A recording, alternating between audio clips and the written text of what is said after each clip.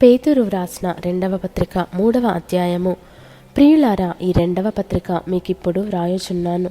పరిశుద్ధ ప్రవక్తల చేత పూర్వమందు పలుకబడిన మాటలను ప్రభువైన రక్షకుడు మీ అపోస్తలుల ద్వారా ఇచ్చిన ఆజ్ఞను మీరు జ్ఞాపకము చేసుకొనవలెనను విషయమును మీకు జ్ఞాపకము చేసి నిర్మలమైన మీ మనస్సులను రేపుచున్నాను.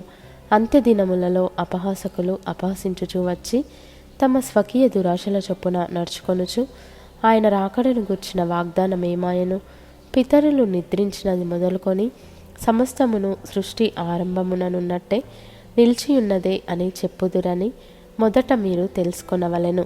ఏలయనగా పూర్వము నుండి ఆకాశముండెననియు నీళ్లలో నుండి నీళ్ల వలనను సమకూర్చబడిన భూమియు దేవుని వాక్యము వలన కలిగెననియు వారు బుద్ధిపూర్వకముగా మరతురు. ఆ నీళ్ల వలన అప్పుడున్న లోకము నీటి వరదలో మునిగి నశించెను.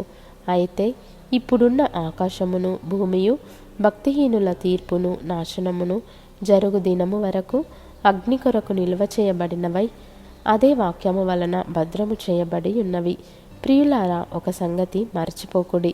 ఏమనగా ప్రభువు దృష్టికి ఒక దినము 1000 సంవత్సరముల వలెను, 1000 సంవత్సరములు ఒక దినము వలెను ఉన్నవి.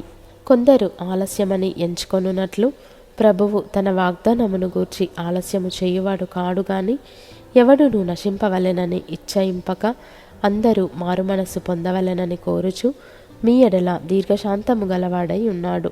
అయితే ప్రభువు దినము దొంగ వచ్చినట్లు వచ్చును. ఆ దినమున ఆకాశములు మహాధ్వనితో గతించిపోవును, పంచభూతములు మిక్కటమైన వేండ్రముతో లయమైపోవును, భూమియు దాని మీదనున్న కృత్యములను కాలిపోవును. ఇవన్నీయు ఇట్లు లయమైపోవునవి గనుక ఆకాశములు రవులుకొని లయమైపోవునట్టియు పంచభూతములు మహావేంద్రముతో కరగిపోవునట్టియు దేవుని దినపు రాకడ కొరకు కనిపెట్టుచు దానిని ఆశతో అపేక్షించుచు మీరు పరిశుద్ధమైన ప్రవర్తనతోనూ భక్తితోనూ ఎంతో జాగ్రత్త గలవారై ఉండవలెను. అయినను మనం ఆయన వాగ్దానమును బట్టి క్రొత్త ఆకాశముల కొరకును క్రొత్త భూమి కొరకును కనిపెట్టుచున్నాము. వాటి యందు నీతి నివసించును. ప్రియులారా, వీటి కొరకు మీరు కనిపెట్టువారు గనుక శాంతము గలవారై ఆయన దృష్టికి నిష్కలంకులుగాను నిందారహితులుగాను కనబడునట్లు జాగ్రత్త పడుడి.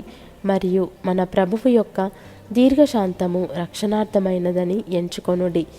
అలాగు మన ప్రియ సహోదరుడైన పౌలు కూడా తనకు అనుగ్రహింపబడిన జ్ఞానము చొప్పున మీకు వ్రాసియున్నాడు. వీటిని గూర్చి తన పత్రికలన్నిటిలోనూ బోధించుచున్నాడు. అయితే వాటిలో కొన్ని సంగతులు గ్రహించుటకు కష్టమైనవి. వీటిని విద్యావిహీనులను అస్థిరులైన వారును తక్కిన లేఖనములను అపార్థము చేసినట్లు తమ స్వకీయ నాశనమునకు అపార్థము చేయుదురు. ప్రియులారా, మీరు ఈ సంగతులు ముందుగా తెలుసుకొని ఉన్నారు గనుక మీరు నీతి విరోధుల తప్పు బోధ వలన తొలగింపబడి మీకు కలిగిన స్థిర మనస్సును విడిచి పడిపోకుండా కాచుకొని ఉండుడి.